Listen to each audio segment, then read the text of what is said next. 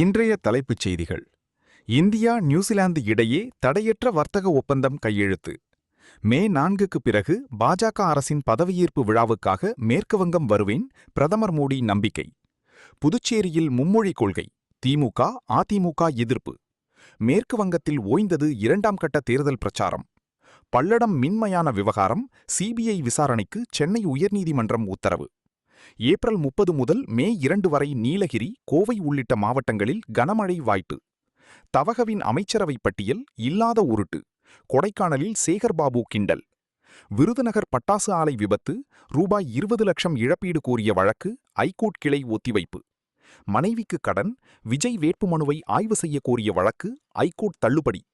புதினுடனான சந்திப்பு, போர் நிறுத்தம் பற்றி ஆலோசிக்க நல்ல வாய்ப்பு. ஈரான்.